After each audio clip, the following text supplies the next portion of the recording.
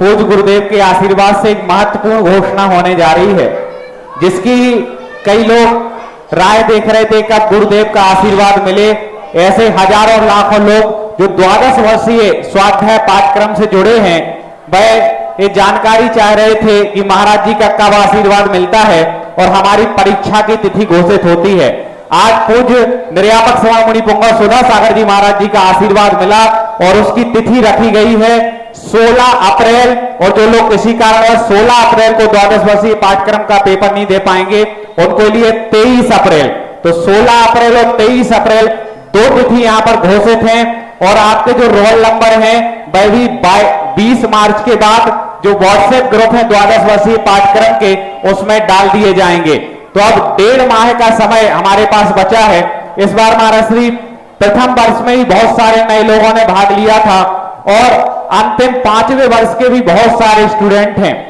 अब केवल महाराज श्री 1.5 महीने का समय बचा है। कई लोग तो इसलिए पेपर नहीं देते, उन्हें लगता है हमने ज्यादा पढ़ाई की नहीं है तो इस बार छोड़ देते हैं। ऐसे कुछ लोग छोड़ भी चुके हैं। तो महाराज श्री आपका मोटिवेशन और प्रेरणा मिले और इस 16 तारीख और 23 तारीख के लिए समान संस्कृति संस्थान की समिति ने और सभी शिक्षकों ने आशीर्वाद मांगा। इस डेट अभी 1.5 महीने शेष है। 1.5 महीने भी यदि तुम पढ़ाई कर लो तो मुझे विश्वास है कि पास तो हो ही जाओगे।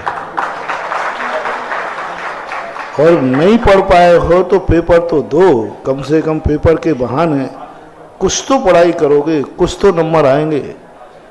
पेपर देने से हौसला बुलंद होता है, पेपर देने से विल पावर बढ़ता है, पेपर देने से ज्ञान का क्षयोपशम बढ़ता है।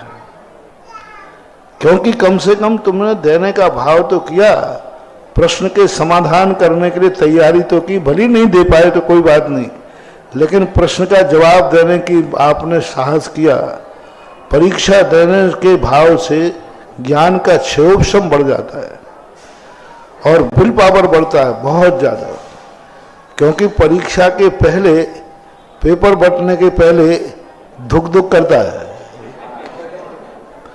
और पेपर हाथ में आते ही फिर जो साहस से वो पढ़ता है उससे बहुत बड़ी शक्ति बढ़ती है, विल पावर बहुत जबरदस्त बढ़ता है। ऐसा जिनके जहां भी परीक्षा केंद्र हैं वह 16 अप्रैल और 23 अप्रैल, इन 2 डेट में से एक डेट में उन्हें पेपर देना है।